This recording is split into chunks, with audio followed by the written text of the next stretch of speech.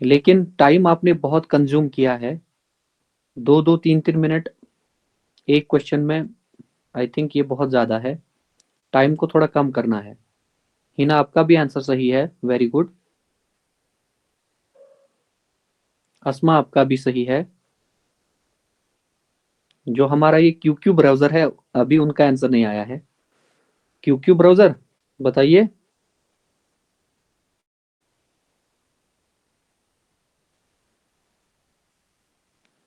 शाइका शफी, बहुत बढ़िया, very good. क्या प्रॉब्लम आ रही है आपको, इस क्वेश्चन में क्या प्रॉब्लम आ रही है?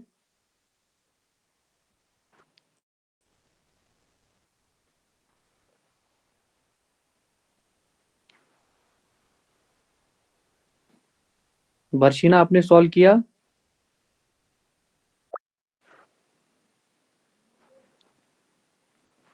ठीक है।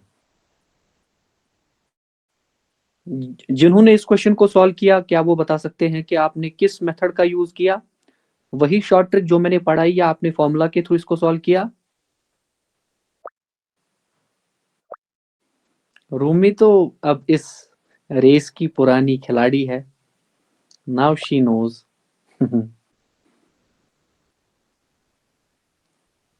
रूमी जान, इस बार सेलेक्ट होना है सुपरवाइजर में, ठीक है? हमारी इज्जत रख लेना इस बार। इंशाल्लाह सर, तुम करो देखर। देखकर के आंसू ना अपने अपने पेरेंट्स का होना चाहिए, हमारे कहने सर या मैं ना कहने उस्ताद से। सुन ते लागन। बेग गसन यम येथन सारे बेन यम ते गसन गसने कामयाब। सॉल्व कीजिए इसको। इस क्वेश्चन को भी शॉर्ट ट्रिक के थ्रू सॉल्व करना है। बहुत बढ़िया, वेरी नाइस। इस बार लग रहा है कुछ अच्छा ही होगा। ताहिरा, वेरी नाइस, बहुत बढ़िया। ओके।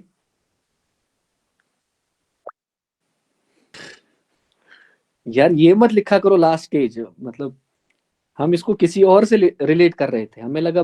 क्वेश्चन कहता है कि जब हमने इस चीज को सेल किया है फॉर ₹1680, जो शॉपकीपर है उसको लॉस हुआ है 16%।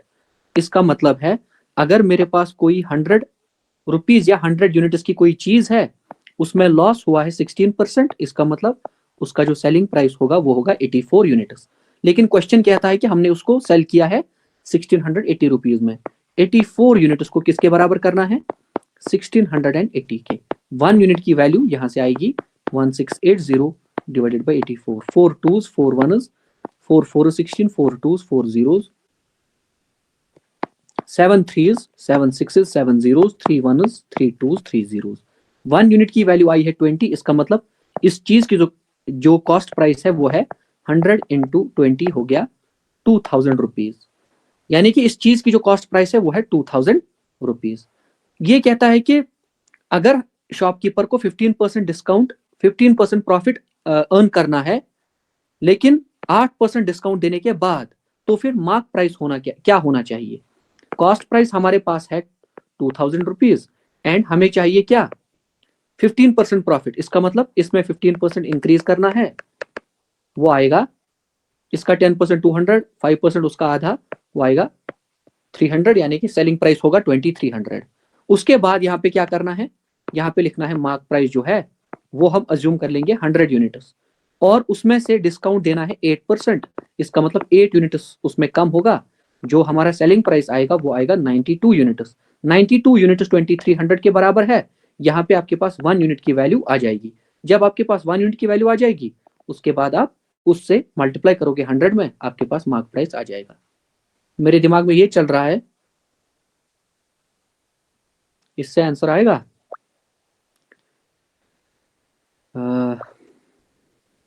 92 यूनिट्स इज इक्वल टू 2300। इससे आंसर आएगा गाइज। अब यहाँ पे थोड़ा सा सॉल्व कर लेना है। 2300 डिवाइडेड बाई 92 करना है, वहां से 1 यूनिट की वैल्यू आ जाएगी।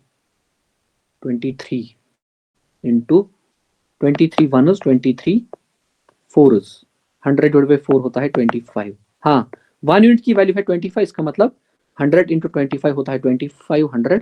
ऑप्शन नंबर ए इस क्वेश्चन का करेक्ट आंसर है। जिनका भी 2500 आंसर आया है, इरेस्पेक्टिव ऑफ द मेथड, जो भी मेथड उन्होंने लगाया है, उनका आंसर सही है। मेरे दिमाग में यही चल रहा था, इसलिए मैंने यही मेथड यूज किया। क्वेश्चन नंबर 3 आपके सामने, सॉल्व कीजिए।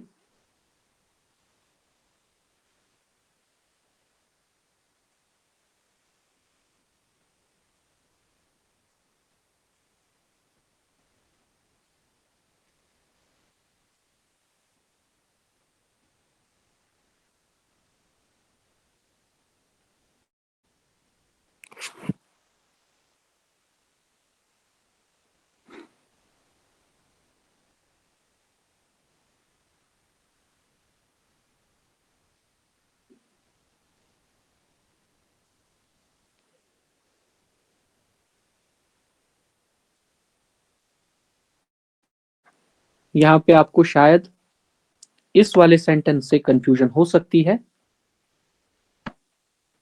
इसको यहां पे थोड़ा सा अंडरस्टैंड करने की कोशिश करनी है कि यहां पे ये क्या कह रहा है।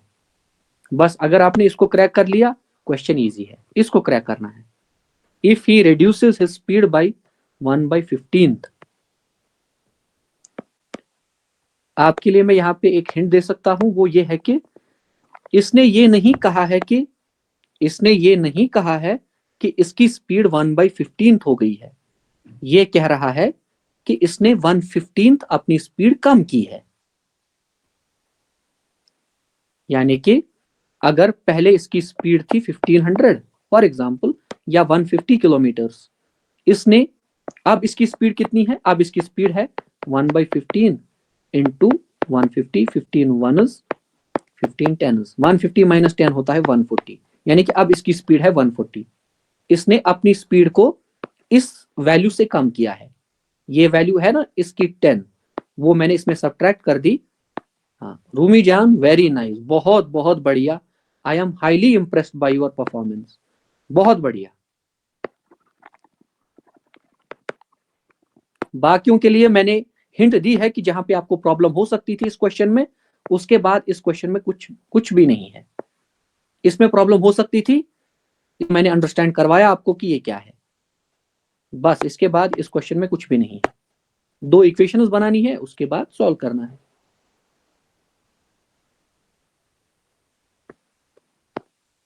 नया नहीं पढ़ रहे हैं, वही पुरानी चीजें जिनको हमने डिस्कस कर रखा है, बस अप्लाई करना सीखना है, थोड़ा सा दिमाग लगाना है, दिमाग पे जोर देना है, इंस्टेड ऑफ इंस्टाग्राम रील्स।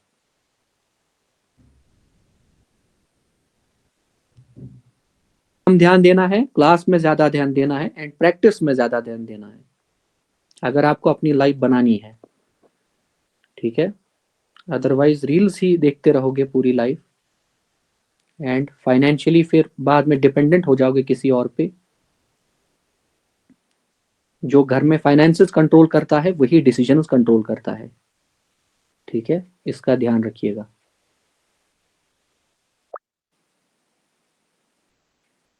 आपकी डोर किसी और के हाथ में ना हो, एटलीस्ट फाइनेंशियली तो ना हो।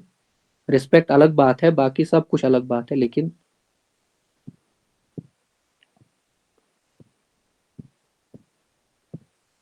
सॉल्व कीजिए, ठीक है।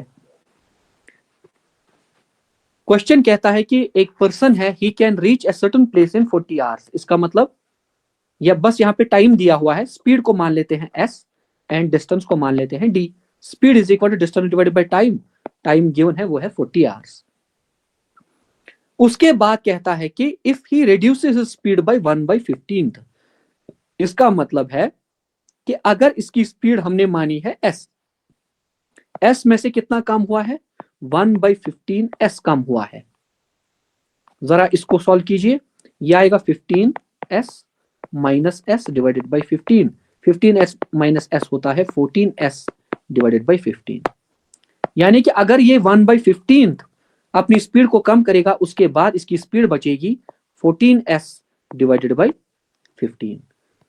अगर ये इसकी स्पीड है तो उस टाइम पे क्या होता है, he goes 5 kilometre less in that time, यानी कि पहले वो एस स्पीड से जब जाता था वो डिस्टेंस कवर करता था डी, लेकिन जब इसकी ये स्पीड है तब वो इससे 5 किलोमीटर कम डिस्टेंस कवर करेगा, यानी कि डी माइनस 5, लेकिन टाइम वही लग रहा है 40।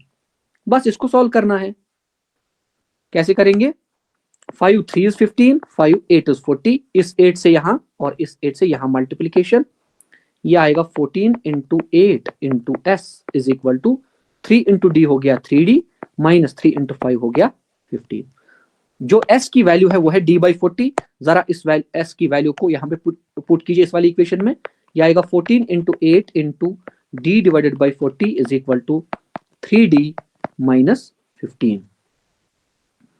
यह आएगा 4 10 इज 40, 4 2 इज 8, 2 1 इज 2 5 इज। यहां पे बचेगा 14d divided by 5 is equal to 3d minus 15। इस 5 से इस तरफ मल्टीप्लीकेशन कीजिए, यह आएगा 14d is equal to 5 into 3d हो गया 15d minus 5 into 5 25, 5 2 carry, 5 into 1 5 6 7। बस 75 को इस तरफ, 14d को इस तरफ, ये आएगा 70, ये आएगा 75 is equal to 15d minus 14d। 15d minus 14d होता है d, d की वैल्यू आएगी 75 किलोमीटर। यही इस क्वेश्चन का करेक्ट आंसर है। क्लियर? ये है इसका करेक्ट आंसर। इस वाले का आई थिंक ये वाला आंसर आया था 3972, इसका है। बाद में अगर आप इसको प्रैक्टिस करना चाहो। क्वेश्चन नंबर 4 आपके सामने। The average of a collection of 20 measurements was calculated to be 56 centimeters, but later it was found that a mistake had occurred in one of the measurements which was recorded as 64 centimeters but should have been 61 centimeters. The correct average must be। यहाँ पे आपको वही जो हमने class में discuss किया था वही मेथड लगाना है आपके पास, then सेकंड आंसर आएगा।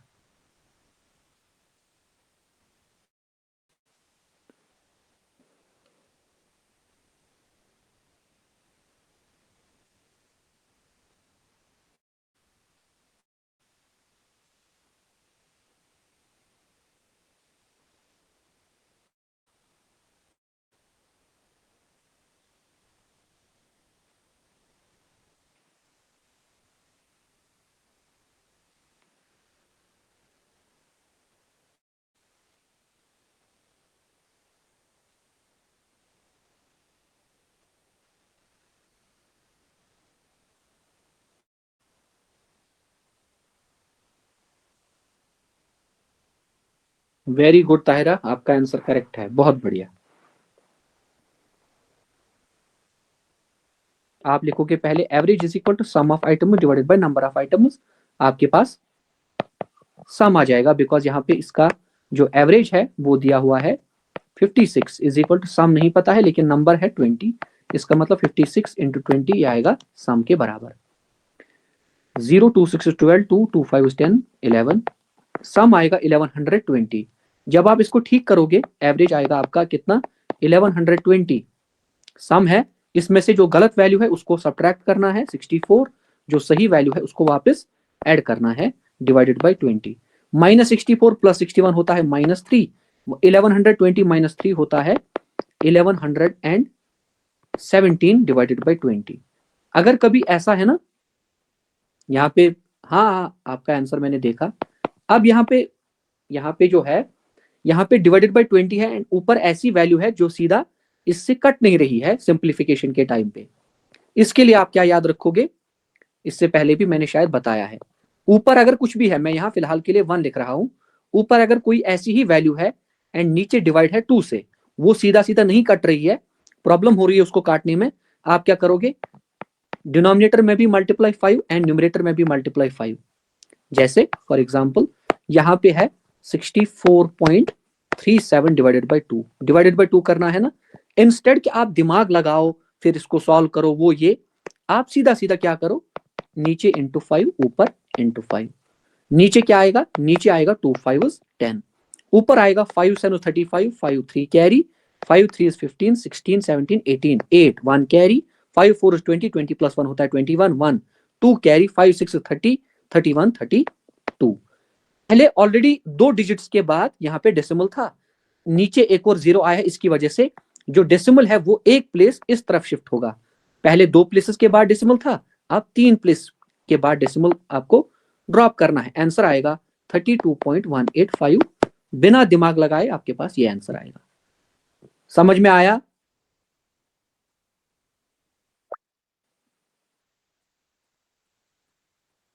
ठीक है, ये तो हो गया 2 के लिए।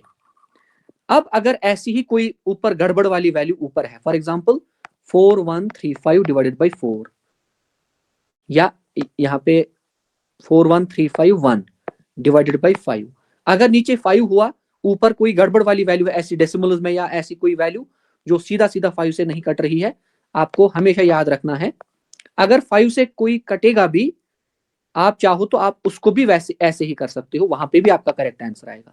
5 के केस में आपको नीचे भी मल्टीप्लाई 2, ऊपर भी मल्टीप्लाई 2। ठीक है, इससे नीचे आएगा 10, ऊपर आएगा 2 1 is 2, 2 5 is 10, 0 1 carry, 2 3 6 7, 2 1 is 2, 2 4 is 8। एक डिजिट के बाद आपको डेसिमल ड्रॉप करना, आंसर आएगा 8270.2। ये इसका आंसर होगा। समझ में आया? अब यहां पे क्या था, यहां पे हमारे पास आंसर आया लास्ट में 1117 डिवाइडेड बाई 20। अगर 20 नीचे होगा ना, इसमें मल्टीप्लाई करना होता है 5, सो दैट ये किसमें कन्वर्ट हो जाए, 100 में। ऊपर क्या आएगा, 5 7 35, 5 3 कैरी, 5 1 5 6 7 8, 5 1 5, 5 1 5। दो डिजिट्स के बाद आपको डेसिमल ड्रॉप करना है, आंसर आएगा 55.85। बिना दिमाग लगाए, बिना वो डिवीजन वगैरह, क्या कैरी आएगा क्या नहीं आएगा, विद इन सेकेंड्स इससे आपका आंसर आ जाएगा। ये वाली टिप क्लियर है? ठीक है। अगर नीचे 50 होगा, अगर कभी 50 होगा ना, ऊपर कोई गड़बड़ वाली वैल्यू है, नीचे भी मल्टीप्लाई 2, ऊपर भी मल्टीप्लाई 2। अगर कभी नीचे 25 हुआ, ऊपर गड़बड़ वाली कोई वैल्यू जो सीधा नहीं कट रही है, आपको प्रॉब्लम हो रही है, नीचे भी मल्टीप्लाई 4, ऊपर भी मल्टीप्लाई 4, ये 100 में कन्वर्ट हो जाएगा। उसके बाद बस जो यहाँ पे 4 से आप मल्टीप्लाई करने के बाद वैल्यू आएगी, उसमें 2 डिजिट्स के बाद आपको डेसिमल ड्रॉप करना है, आपके पास आंसर आ जाएगा। ठीक है, I hope this is clear.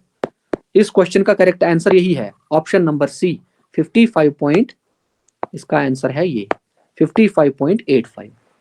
I hope सबने इसको कर लिया। ये है क्वेश्चन नंबर 5 आपके सामने, सॉल्व कीजिए। एंड ये ट्रिक भी इससे पहले मैंने आपसे शेयर की है कि कोई नंबर अगर 11 से मल्टीप्लाई करना है, यहां पे 2, यहां पे 3, बीच में इनका addition 253। For example 36 into 11, answer लिखना है 3 यहां पे, 6 यहां पे, बीच में इनका एडिशन 3 + 6 9। विद इन सेकेंड्स अगर 11 से किसी नंबर को मल्टीप्लाई करना होता है, ऐसे ही करते हैं।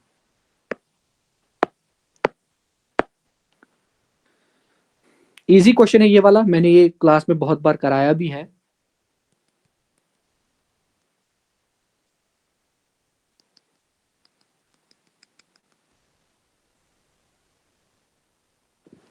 ट्वेंटी डेज, इसका आंसर देखना पड़ेगा, इसका आंसर नहीं पता है, जस्ट ए सेकेंड। हाँ, 20 इसका आंसर सही है, बहुत बढ़िया, 20 इसका आंसर सही है, वेरी गुड।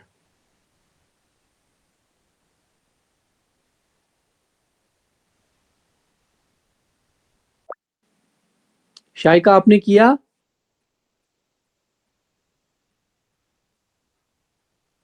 लकटन शुरन ज्यादा पह नजर थवन, यम फ्रेशर छ।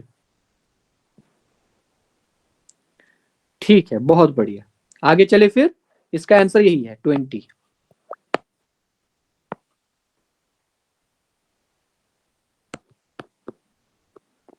ये थोड़ा अच्छे लेवल का क्वेश्चन है, इजी है, ऐसे क्वेश्चन हमने किए हैं, लेकिन आज आपको खुद से दिमाग लगाना है, बिकॉज आज मैं इस क्वेश्चन को एक्सप्लेन नहीं करूंगा। वहां पे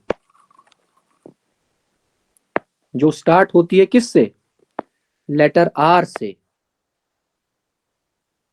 आप रूमी सोचेगी कि सर मेरा नाम लेंगे,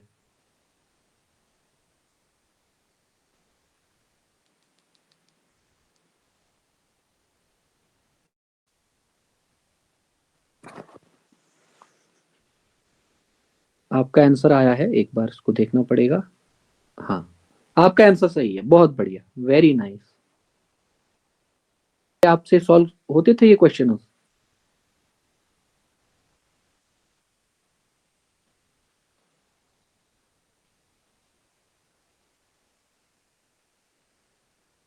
अच्छा, पहली बार आपने पढ़ा है, ठीक है।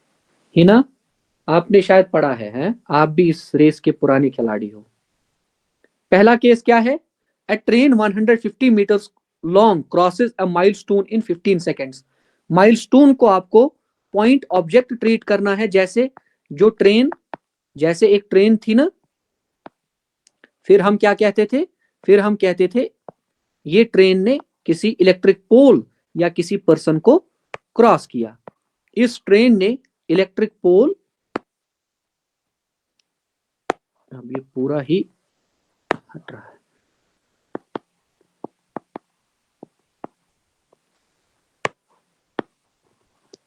पॉइंट ऑब्जेक्ट के केस में हम क्या कहते हैं? हम कहते हैं कि ये जो ट्रेन है इसने तब इस पॉइंट ऑब्जेक्ट को क्रॉस किया जब इसने डिस्टेंस किसके बराबर कवर की? अपनी लेंथ के बराबर। जब ये ट्रेन डिस्टेंस कवर करेगी तब हम कहेंगे कि इसने इस पॉइंट ऑब्जेक्ट को क्रॉस किया है। ठीक है, इसका मतलब पहला केस होगा सीधा सीधा speed is equal to distance divided by time. Speed निकालनी है, डिस्टेंस है 150, अपनी लेंथ के बराबर इसको डिस्टेंस कवर करनी है, तब हम कहेंगे कि इसने क्रॉस किया है इस पॉइंट ऑब्जेक्ट को। 150 मीटर डिवाइडेड बाय टाइम लग रहा है 15 सेकेंड्स। बस यहाँ पे 15 1 15 10, इसका मतलब जो पहली ट्रेन की स्पीड है S1 वो है 10 मीटर पर सेकेंड। उसके बाद ये कहता है कि एक और ट्रेन है जिसकी लेंथ इसी ट्रेन की लेंथ के बराबर है, सेम लेंथ, लेकिन ये ऑपोजिट डायरेक्शन में आ रही है, और ये वाली ट्रेन उस वाली ट्रेन को 12 सेकंड्स में क्रॉस करती है। ये भी मैंने आपको बताया था, अगर ये एक ट्रेन है और ये एक दूसरी ट्रेन है, ये इस तरफ जा रही है, ये इस तरफ जा रही है, हम तब कहेंगे कि इस वाली ट्रेन ने इसको, अब यहां पे पूरा ही हिल रहा है, एक सेकेंड,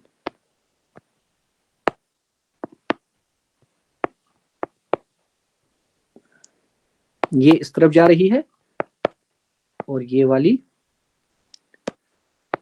ट्रेन इस तरफ जा रही है।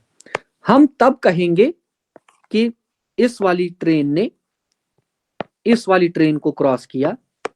हम तब कहेंगे इस वाली ट्रेन ने इस वाली ट्रेन को क्रॉस किया जब ये वाली ट्रेन जो है ना,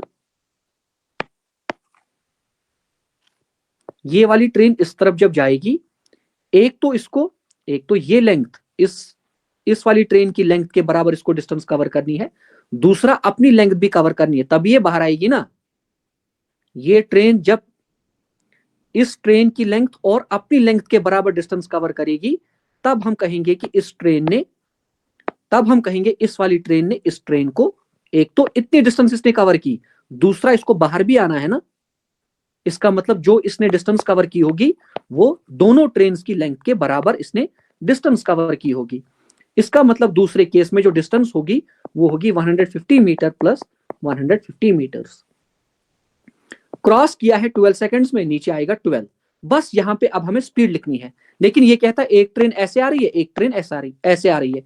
जब दो ट्रेन ऑपोजिट डायरेक्शन में भागती हो उस केस में हम रिलेटिव स्पीड का यूज करते हैं। एंड इस केस में, in case of opposite direction relative speed अगर कैलकुलेट करनी हो तो जो स्पीड्स हैं उनका एडिशन कैरी आउट करना होता है। ठीक है, बस यहां पे आपको वही लिखना है। अब क्या लिखना है यहाँ पे? S1 plus S2, S1 already हमने कैलकुलेट कर रखा है 10 प्लस S2, या बस आपको यहाँ पे लिखना है। यह आएगा 10 plus S2 is equal to 50, 150 plus 150 होता है 300 डिवाइडेड बाई 12। यह आएगा 3 4 12, 3 1 3 0 3 0 4 1 4 2 8, बचे 2 4 5 20। यहाँ पे है 10 plus S2 is equal to 25। S2 की वैल्यू आएगी 25 माइनस 10, S2 की वैल्यू आएगी 15 मीटर पर सेकंड। स्पीड आ गई हमारे पास, लेकिन आई है किस में? मीटर पर सेकंड में। यहाँ पे किलोमीटर पर आवर्स में हमें बताना है आंसर क्या है। उसके बाद बस यहाँ पे 15 मीटर पर सेकंड को कन्वर्ट करना है किस में? किलोमीटर पर आवर में कन्वर्ट करने के लिए 18 डिवाइडेड बाई 5 से मल्टीप्लाई करना है। 5 1 5 3, 3 8 24, 4 2 carry, 3 1 is 3, 4 5, 54 kilometer per hour. Option number C. 15 women can do a work in 20 days, while 8 men can do the same work in 25 days. What part of the work will be done when 6 women and 4 men work for 5 days?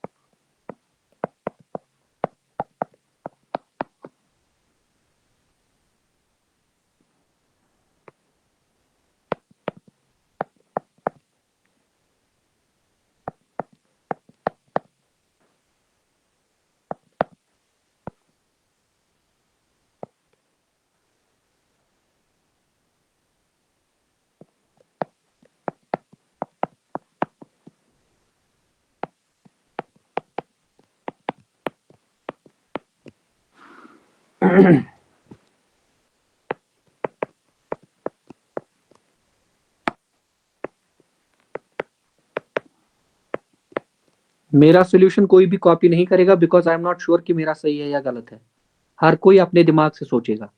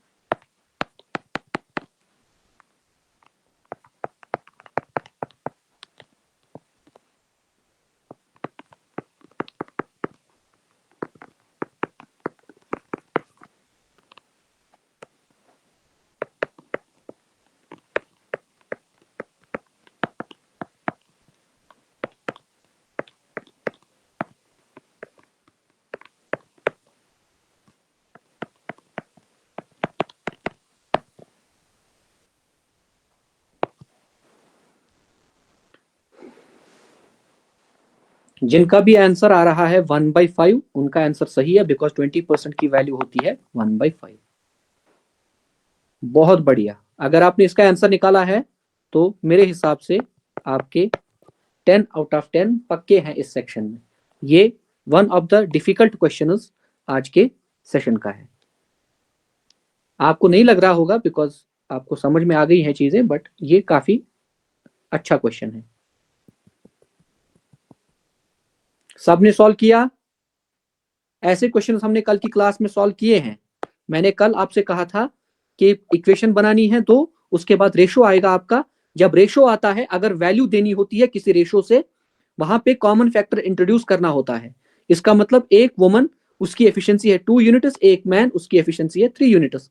दोनों में से किसी भी एक equation में आपको value put करनी है, सो दैट आपको टोटल वर्क मिल जाए।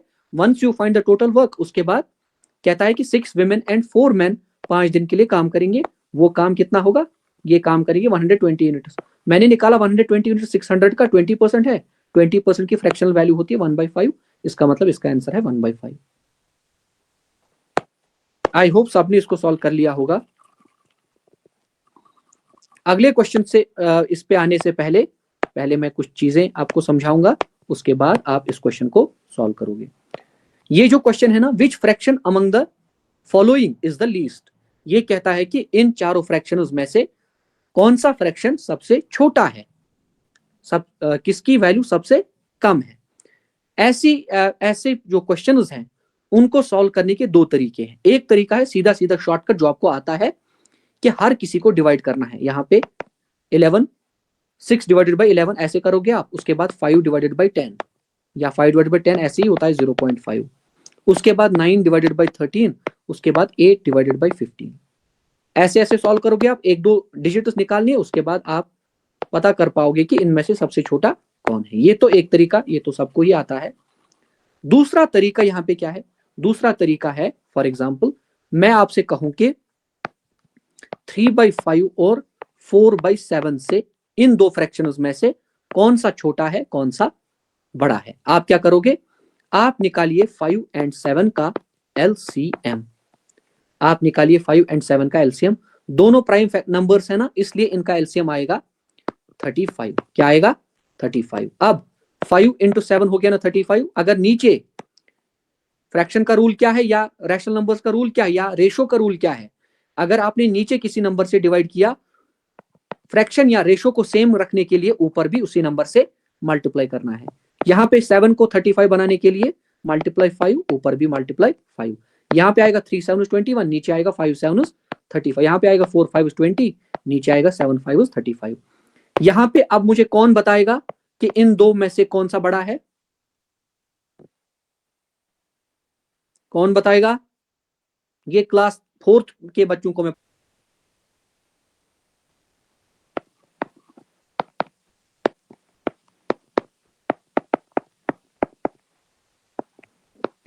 11 का मतलब होता है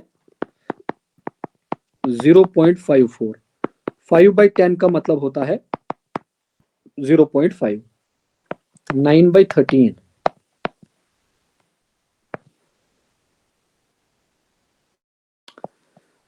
6 3 is 18, 8 1 carry, 6 1 6 plus 7, because 13 into 7 होता है 91, इसलिए 6 से ही करेंगे। ये आया 0.6। उसके बाद 8 डिवाइडेड बाई 15, 15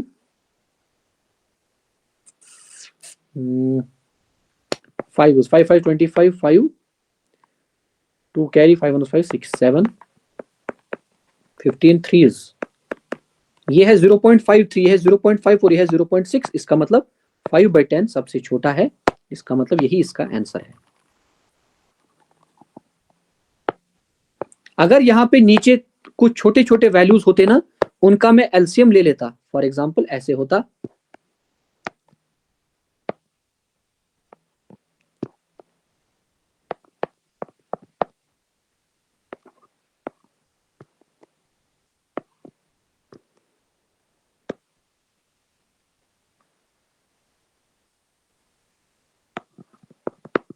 अगर यहां पे ऐसे होता, मैं क्या करता, 3 7 9 एंड 5 का मैं एलसीएम निकालता। 3 1 is 3, 3 3 is 9, उसके बाद 5। उसके बाद आपको दिख रहा है कि यहाँ पे एक बार 7 से होगा डिवाइड, एक बार 3 से, एक बार 5 से। जरूरत ही नहीं है, आपको बस यहाँ पे लिखना है 3 3 is 9, 9 7 63 into 5, 5 3 is 15, 5 1 carry, 5 6 30, 30 plus 1 हो गया 31, 315। इनका एलसीएम है 315। अब यहाँ पे बस मुझे मल्टीप्लाई करना है, 315 divided by 3, 3 1s, 3 0s, 3 5s, यहाँ पे 105 से मल्टीप्लाई करना है। ठीक है, उसके बाद 315 डिवाइडेड बाई 7, 7 4 is 28, 7 5 is 35, यहाँ पे 45 से मल्टीप्लाई करना है। उसके बाद 315 divided by 9, 9 3 is 27 and 9 5 is 45, 9 into 35, यहाँ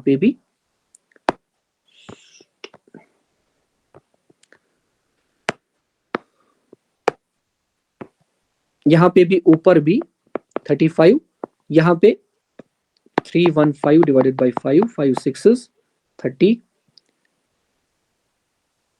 5 3s, यहाँ पे इंटू 63 इंटू 63। नीचे हर किसी वैल्यू में आएगी 315 315 315 315। ऊपर जब आप मल्टीप्लाई करोगे ना, जो सबसे बड़ी वैल्यू होगी, अगर ढूंढना होगा कि सबसे लार्जेस्ट वैल्यू कौन सी है, फ्रैक्शन कौन सा है, तो जहां अब जिसका न्यूमरेटर बड़ा वही होगा लार्जेस्ट फ्रैक्शन, एंड जिसका न्यूमरेटर सबसे छोटा होगा वही होगा लीस्ट या लोएस्ट फ्रैक्शन।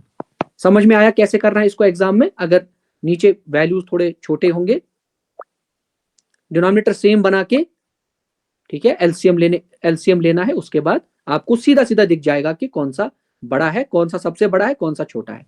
अगर फिर इंक्रीजिंग ऑर्डर या डिक्रीजिंग ऑर्डर में भी इनको अरेंज करना होगा, वो भी हम कर सकते हैं जब हमें पता चल जाएगा। फॉर एग्जाम्पल मान लेते हैं यहाँ पे आया 121, यहाँ पे आया फॉर एग्जाम्पल 75, यहाँ पे आया 63, यहाँ पे आया 22।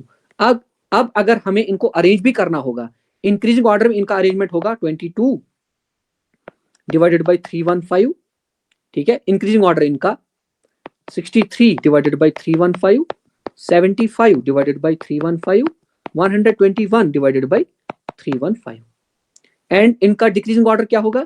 121 divided by 315, 75 divided by 315, 63 divided by 315, 22 divided by 315. ठीक है, विद इन सेकेंड्स फिर आप इस क्वेश्चन को कर सकते हो. आई होप सबको ये समझ में आया होगा. इसका आंसर था 5/10.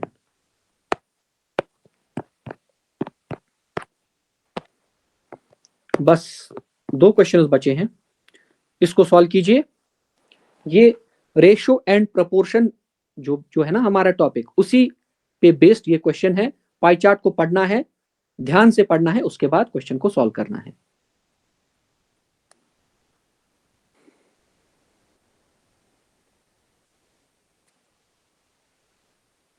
इजी क्वेश्चन है, ज्यादा टफ नहीं है.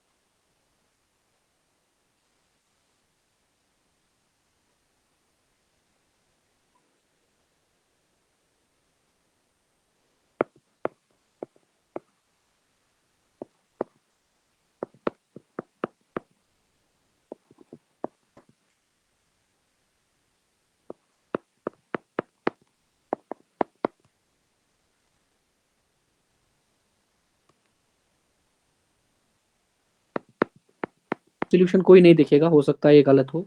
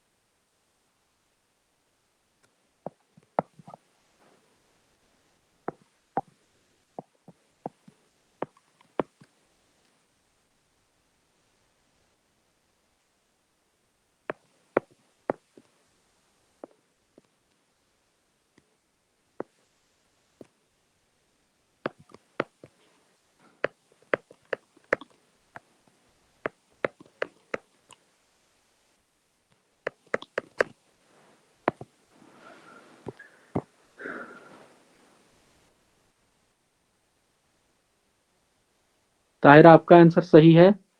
क्वेश्चन है, ऐसा क्वेश्चन मैंने इसलिए पूछा कि वो कहते हैं ना कि be prepared for the worst. Ratio में आपको इजी क्वेश्चन आएगा, अगर मतलब पेपर थोड़ा टफ आया तो इसलिए ऐसा क्वेश्चन आप एक्सपेक्ट कर सकते हो कि एक पाई चार्ट गिवन होगा, उसको आपको सॉल्व करना होगा, वहां से आपको आंसर निकालना होगा। परसेंटेज के क्वेश्चन में भी अगर टफ क्वेश्चन आएगा तो ऐसा ही एक पाई चार्ट होगा, वहां पे फिर परसेंटेज के मतलब परसेंटेज जो कॉन्सेप्ट है वो आपको यूज करना होगा एंड क्वेश्चन को सॉल्व करना होगा। क्वेश्चन हमने 9 क्वेश्चन ऑलरेडी सॉल्व कर लिए। ये है आज के क्लास का last and 10th question overall, इसको सॉल्व।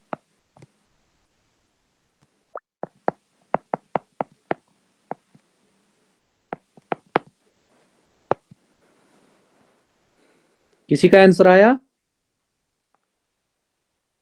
ताहिरा आपका भी आंसर सही है, रूमी आपका भी आंसर सही है, हिना एंड अस्मा आपका भी आंसर सही है। बर्शिना आपने सॉल्व किया या आपको नींद आ रही है? हाँ, बहुत बढ़िया, वेरी नाइस। आई होप आपने आज के क्वेश्चंस को एंजॉय किया होगा, आपको मजा आया होगा सॉल्व करने में क्वेश्चंस को, बिकॉज आई ट्राइड कि क्वेश्चंस की लेवल थोड़ी अच्छी रखी जाए सो दैट आपकी जो अंडरस्टैंडिंग है उसको चेक किया जाए। ऐसे ही क्वेश्चंस लाने हैं या वही इजी वाले, बताइए।